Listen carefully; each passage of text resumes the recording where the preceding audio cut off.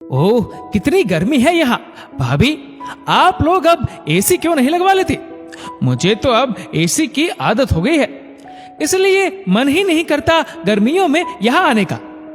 मीना ने नाक चढ़ाते हुए कहा तो उसकी भाभी रिया जेब कर रह गई। सामने बैठी शोभा जी ने जब अपनी बेटी की बात सुनी तो बोली, बेटा तू वहां भाभी के कमरे में जाकर कूलर के आगे बैठ जा, थोड़ी देर में ही कमरा ठंडा हो जाएगा।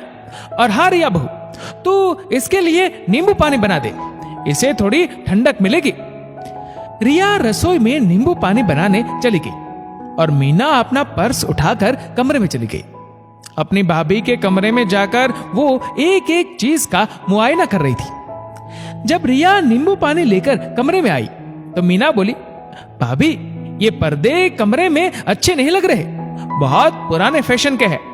मैंने तो पिछले हफ्ते ही अपने कमरे के लिए नए पर्दे बनवाए हैं और आजकल तो ऐसी अलमारी कोई रखता ही नहीं है। पता नहीं आप लोग अपना रहन सहन कब बदलोगे।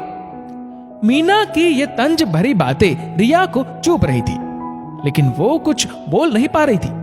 वो चुपचाप रसोई में आकर खाने की तैयारी में लग गई। थोड़ी देर बाद मीना भी रसोई में आ गई। क्या बना रही हो भाभी? दीदी, वो आपको भरवा करेले पसंद है ना, तो मम्मी जी ने आज करेले बनाने को कहा है।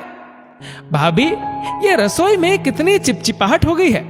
मेरे ससुराल में तो किचन में चिमनी लगी है, थोड़ा भी धुआं और चिपचिपाहट नहीं होती। आप लोग भी चिमनी लगवा लो। रिया फीकी सी हंसी हंसकर रह गई। उसे इस तरह ननद का हर चीज में कमी निकालना अखर रहा था। शोभा जी भी अपनी बेटी की बातें सुन रही थी।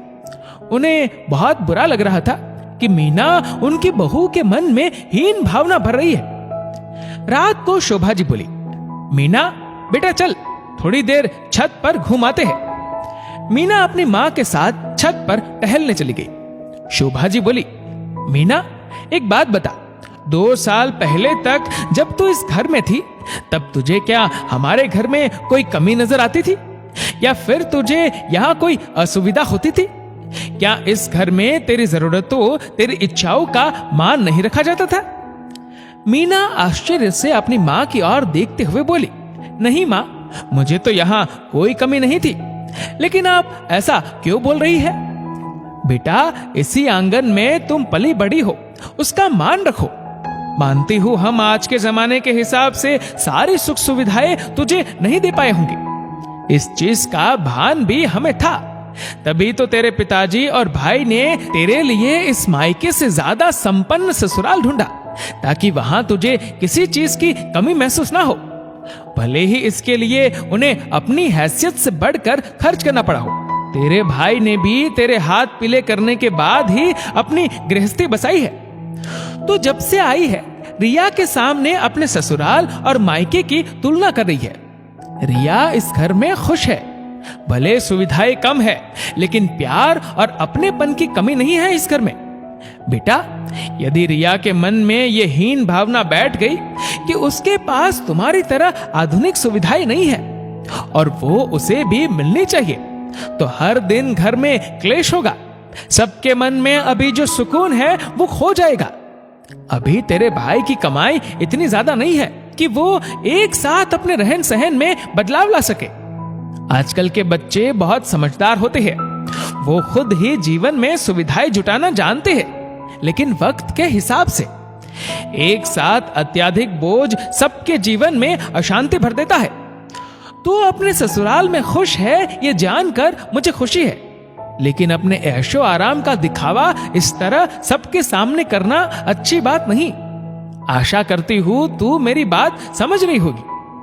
मीना को अपनी गलती समझ आ रही थी। उसकी नजरें झुक गई।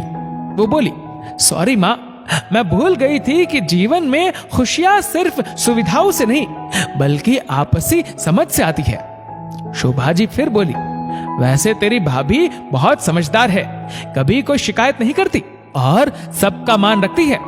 तभी रिया उन्हें बुलाने आ गई। माँ चलिए, बहुत देर हो गई है, आपकी दवाई का टाइम भी हो गया है। और हाँ दीदी, आज आपके भाई ने कहा है कि हम सब एक ही कमरे में सोएंगे और ढेर सारी बातें करेंगे। मीना के चेहरे पर मुस्कुराहट तैर गई। वाह भाभी, तब तो आज बचपन की यादें ताजा हो जाएंगी। सभी के चेहरे पर सुकून और संतुष्टि नजर आ रही थी। शोभा जी भी बहुत खुश थी। दोस्तों, यदि हम अपनी तुलना दूसरों से करने लगते हैं तो कभी खुश नहीं रह पाते, क्योंकि तुलना ही दुखों की जननी होती है। जीवन में सिर्फ सुविधाएं जुटाने से सुकून नहीं आता, बल्कि एक दूसरे की आपसी समझ और साथ से ही जीवन सुगम बनता है। दोस्तों, इस वीडियो को लेकर आपकी क्या राय है, नीचे कमेंट करके जरूर बताएगा। और अगर आपको वीडियो अच्छा लगा हो तो इस वीडियो को लाइक करेगा, शेयर करेगा ज्यादा से ज्यादा लोगों तक। और ऐसे ही और भी इंस्पिरेशनल वीडियोस के लिए सब्सक्राइब करें हमारे यूट्यूब चैनल को और फेसबुक पर फॉलो करें हमारे पेज को। धन्यवाद।